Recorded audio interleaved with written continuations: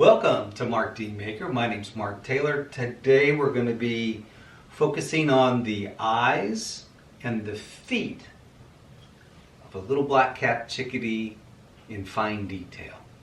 Come on over to the bench, let's get started. So here we have glass eyes and feet, mostly pewter. They're soft, they actually feel like solder. They can break, but they're a little flexible. So let's dive a little deeper into this. So let's take a closer look at some eyes. Here are some clear eyes. These eyes, you'd have to paint the back of them. You're responsible for making sure the color is accurate for whatever you're carving. They come in all different sizes. They come in millimeters. And you can find charts, PDF charts. You can Google, Pinterest. There's a ton of different places. All your wood carving supply, warehouses and such, they all carry charts so you can get the right eye for whatever kind of bird or even mammal that you're carving. They're taxidermy eyes.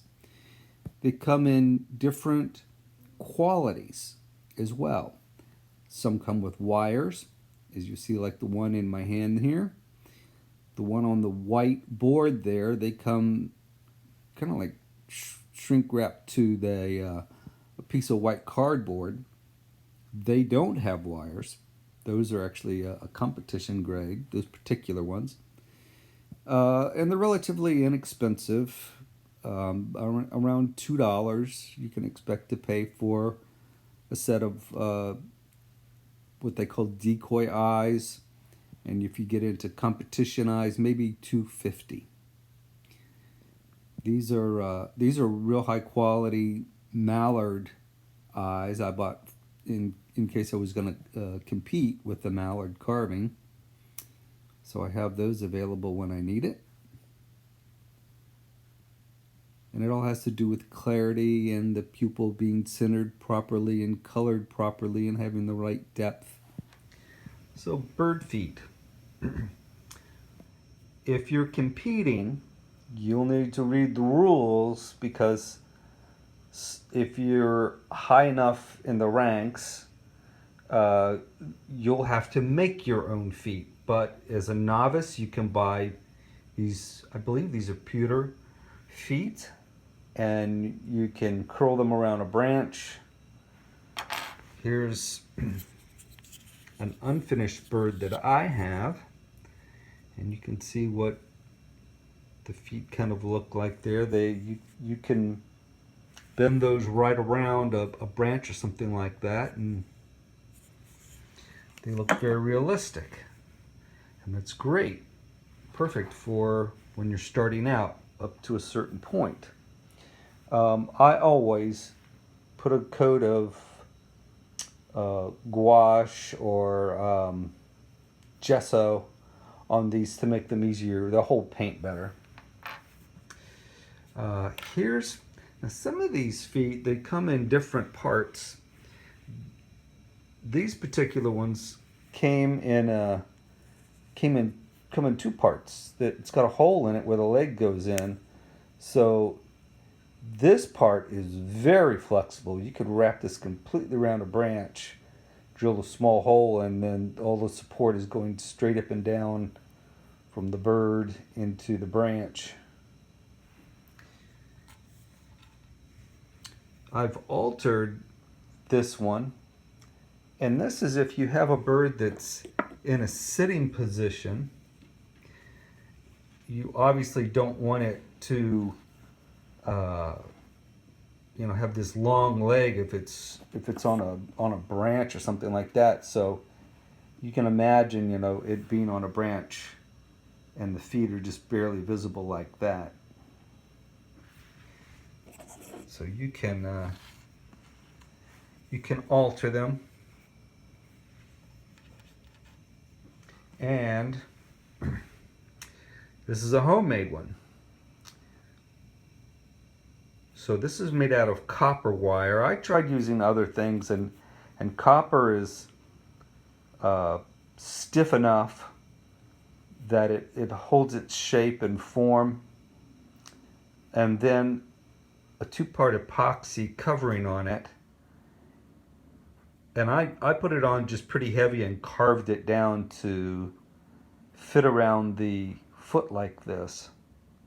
And so you could use something like super glue or whatever to hold it together until you get that epoxy on. Once that epoxy goes on, it's holding it really good. The bottom part is the part obviously that goes in your stand, however you have it mounted. And you can see how it is. And then I just sharpen the toenails with like a Dremel or a piece of sandpaper. Now you can see these feet here. They are black and they're a little hard to see, but you can see how it makes it look more realistic if you have some feet on it. The feet on this owl, these claws, I actually made these out of a two-part epoxy. There's a little bit of wire inside, and I was gonna, I made him crouched like this, so I purposely didn't have to buy these nails, and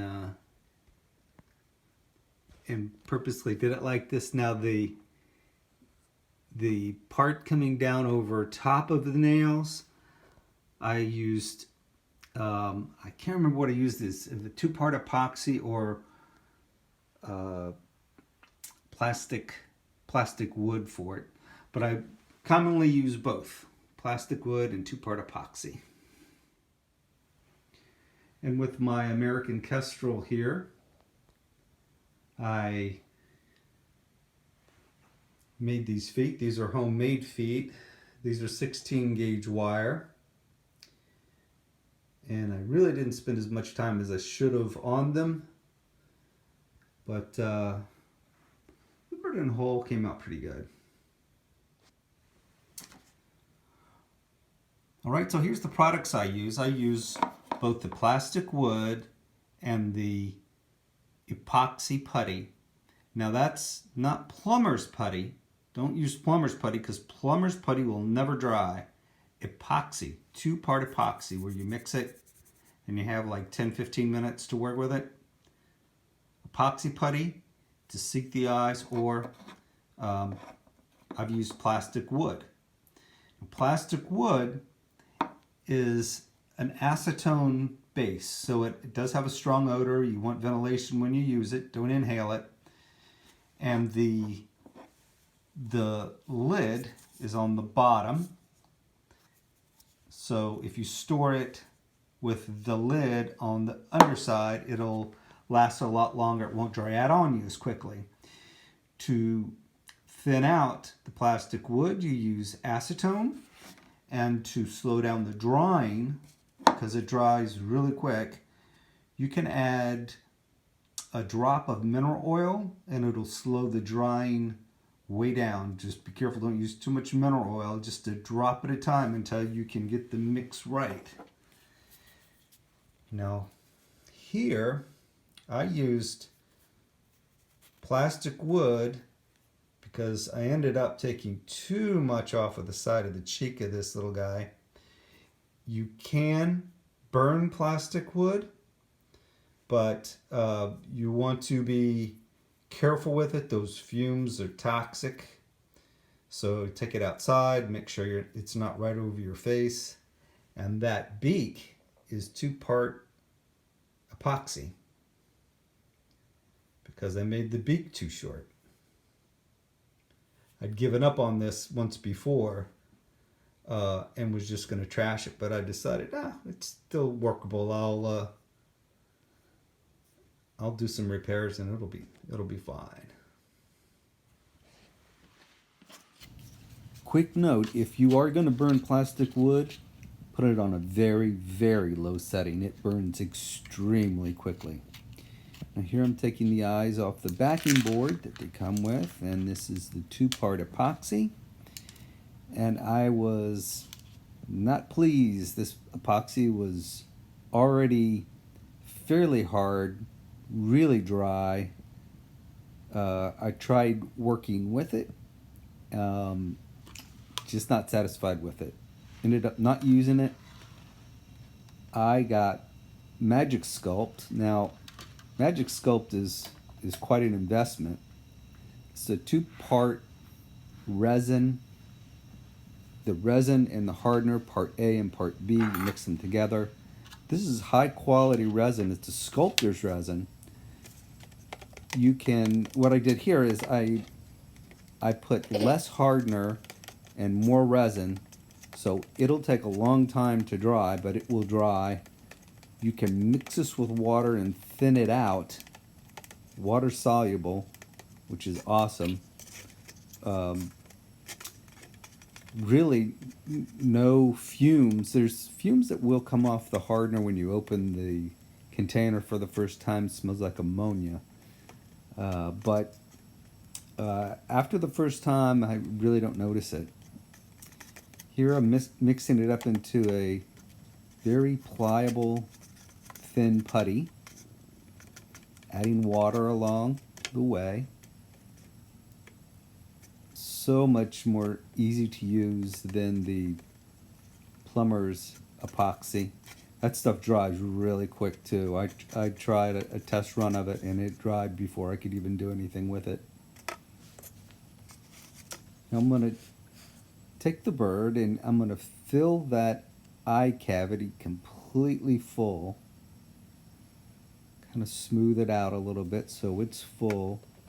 Then when press the eye in using the eraser of a pencil or a mechanical pencil there, and you can see how it oozes out there. Now sometimes I can get that just right to where I can leave that and come back and lightly sculpt it, because a bird does have an eyelid that sticks out just about like that, but it did not come out even all the way around.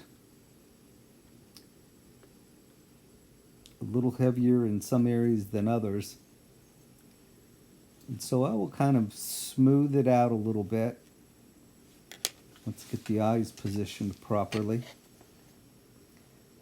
There's some gaps, so I'm going to take this little tool that I made and fill in those gaps.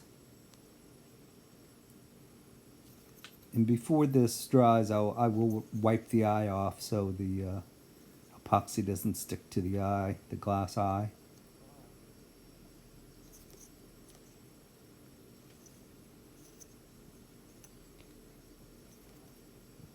Now you want the eyeball to bulge out slightly, and if you look at it from the top of the head down, you should just see the very edges of the eyes of both eyeballs protrude slightly from viewing from the top down.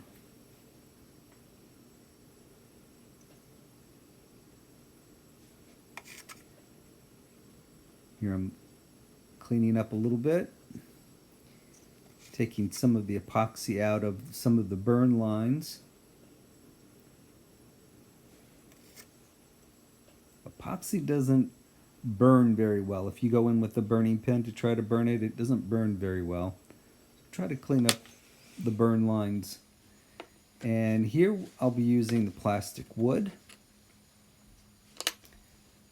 Now keep in mind this plastic wood dries pretty quickly. And something I forgot here. You want to make sure the eye fits first. So I will put that back and make sure the hole is deep enough and wide enough for that eyeball to fit in there. And it's trial and error. You want the eyeball to fit down in there. A good way to test is you flip the eye upside down. I'll see where this, how I'm following the beak back. The eyeball is above that beak line. This is an observation I made for placement. That'll help you out. You want to be able to put the eyeball in upside down and for it to fit flush. Then you know you have it both deep enough and wide enough. This plastic wood carve is very easy. And there we go. So I'm just chamfering the edge a little bit so that extra putty will come out around the eye, hopefully evenly. It looks about right. Ready for putty.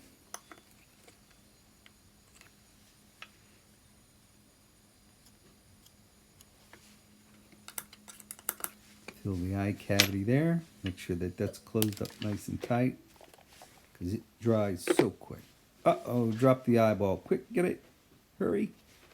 Don't let that stuff dry out. Okay, here we go. Put the eye in. Give it a squeeze. Nice.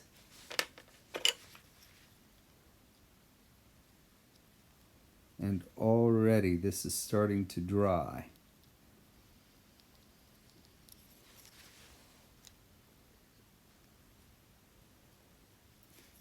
The eye sitting just a little proud, but by pushing it in, I'm able to get it to seat just about right.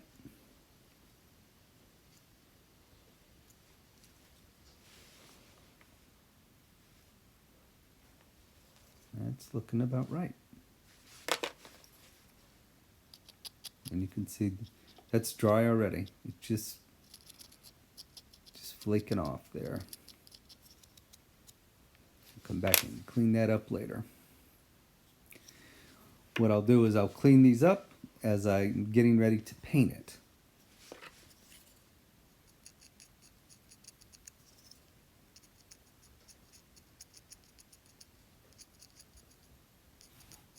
So the magic sculpt that I used on this particular bird, for that 5 pound, for those 2 containers is 5 pounds, and that's about almost $30. So it's pretty substantial investment, but it is really good stuff. I would also use that on the legs here to help hold them in. It's just very easy to use. I always used to use the plastic wood. Here is a little piece of copper that is formed into a nail. So if the bird is very flat on the bottom, sitting down, you could just put several of these, 3 toes each on each side, and you can use a pattern like this. A good pattern will have a foot pattern, and you just lay the wire right on top of there and cut it to length, and you'll have the toe, the toenail, so you have everything in proportion so it looks proper. And you can see how far back the leg goes. The leg goes like almost 3/4 of the way back. It goes further back than you would imagine. The leg comes forward and the feet sit underneath the bird. So here you can see the eye placement. And we will be painting these very soon. So I just wanted to take a second and tell you to please take care of your health, stay healthy, and that I will see you next time. Take care.